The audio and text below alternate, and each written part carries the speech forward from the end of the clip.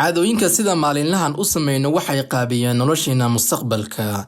Waxay saameyn toos ah ku leeyihiin nolosheena. Caadooyinkani waxay naga dhigi karaan caadooyin horumar noo horseeda ama caadooyin dib noo dhiga nolosheena burburiya. Halkani waxaan kula wadaagayaa 6 caado oo si xun u burburinaya noloshaada, ka dhigaya qof dib dhacsan, mustaqbal wanaagsanna lahayn. Intaanan kuu sheegin caadooyinkan, waxaan kaa codsanayaa in muuqaalka la gaarayso si dad badan u gaaro. Caadada koowaad waxa ay tahay procrastination. dib u dhigashada howlaha muhiimka ku ah waxay keenaysaa dib u dhac, waxayna ka dhigaysaa qof aan wax soo saar lahayn. Caadadani dadka kuma baraarugsana, laakiin waxaa laga yaabaa in hadda ay saameyn ku leedahay noloshaada. Waayo waxaa laga yaabaa in howlo muhiim u ah horumarkaaga dib dhigayso, la sugayso waqti ku haboon, ama aad isleedahay way fududahay mar kale aad qabanaysaa. Saaxiib, waqtigaasi marka kale ah ka waran haddii hawl kale cusub aad ku qabatid, tan kuu taalan aad hadda qabatid, soo hore uma soconaysid. dib dhigashada waxa ay la mid tahay in noloshaada dib dhigtay. Kala dooro in noloshaada dib dhac uu ku yimaado iyo in hore socod ay yeelato. Caadada labaad waxa ay tahay phone addiction. waxa ugu badan ee maanta waqtiga ka lumiya oo ku yeela dareen caajis ah oo waxba aadan la qaban karin waa in waqti badan kaaga baxo shaashada moobilkaaga.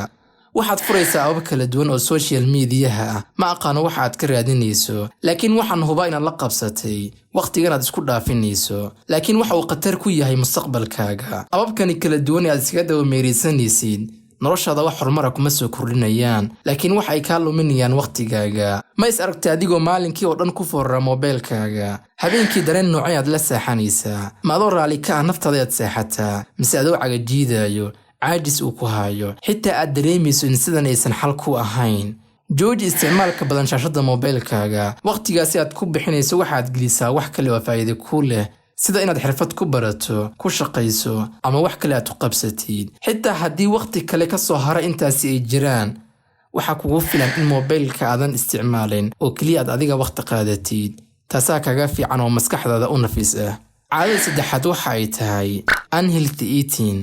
waxaa jira cuntooyin sun ah, laakiin annaga aanan ku baraarugsanayn. xaggana waxa ay ka tahay cuntooyin fudud, laakiin cuntooyinkani waxa ay leeyihiin kalaro kala duwan, waxaana ku jirta kiimiko badan. cuntooyinkani waxa ay khatar ku yihiin caafimaadkaaga, dhakhaatiirtuna way ka digeen, waxayna keenaan cudurro halis ah. waxaad cuntaa cunto caafimaad qabta oo u badan fruit iyo vegetables.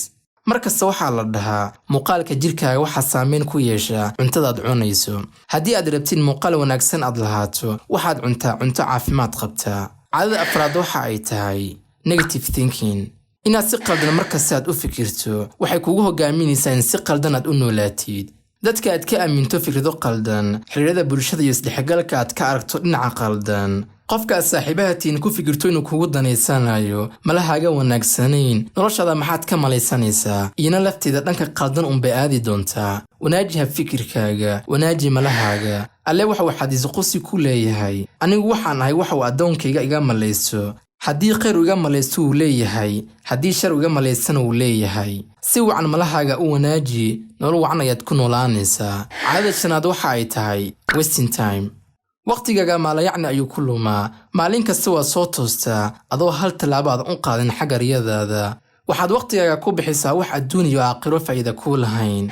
waqtigaaga kuma xisaabsana. waxaad mooddaa in weligaa dhalinyaro aad ahaanaysid, gaba uusan ku sugaynin. saaxiib, qof kasta waxa uu haystaa 24 saacadood. 24 saacadood waxa uu ku bixiyo iyo dheefsanayaa mustaqbalka. haddii aad ku bixiso soo kac, cun, cab, soo wareeg, baraha bulshada gal, comment meel ku qor, arag inta la garayso iyo inta reply kuu soo gashaa. haddii intaasi ay ku wareeganayso maalinkaaga, markaad weynaato yaad dheefsanaysaa natiijada waxaad waqtigaaga ku soo lumisay. markaasaad ka shalaayi doontaa. waxa ugu muhiimsan ee aad jeclaanaysana ay tahay in waqtigaasi dib laguu soo celiyo, laakiin ma dhacayso. maanta iyo jaanis haystaa ee ka faa'iidayso, waqtigaaga ha luminin. caadada lixaad ee ugu dambaysa aan kaaga digaayo waxa ay tahay daawashada filmaanta galmada. ma jiro halaag ka weyn in gacantaada aad ku burburiso noloshaada, ragnimadaada gacantaada ku burburiso. daawashada muuqaalka aad gacanta iskula tagto, waxaad doonto samayso. daqiiqada raaxada kadib ayay kuu bilaabanaysaa nolol jaxiimo ah, nolol aad isdhibsanayso qofka aad tahay, aadan ku faraxsanayn waxa aad samaysay, shalayto ay kuu dambaysaa. saaxiib, muuqaaladan aad daawanayso mustaqbalkaaga saameyn ayay ku leeyihiin, maskaxdaada saameyn ayay ku leeyihiin, ragnimadaada meesha ayay ugu dambaysaa, oo wax badan ma qancin doontid qofka aad jeceshahay aad guursan doontid. war maanta jooji daawashada muuqaaladan galmadii aan maskaxdaada u fiicnayn ragnimadaada aan u fiicnayn waxaad noqotaa qof adag oo aysan liicin dumarka iswalaaqaya ee baraha bulshada ku soo bandhiga badeecadooda gadmi weydii is adkee oo nin rag iska dhig oo noqo qof xoogan mustaqbalkaaga ka fikir lixdaasi caado oo si xun wax u burburiyayaan kaaga digayaa saaxiib waxaana kula rabaa mustaqbal wanaagsan oo aad ku haysato wax kasta oo aad jeclay jiraantaada nabadgelyo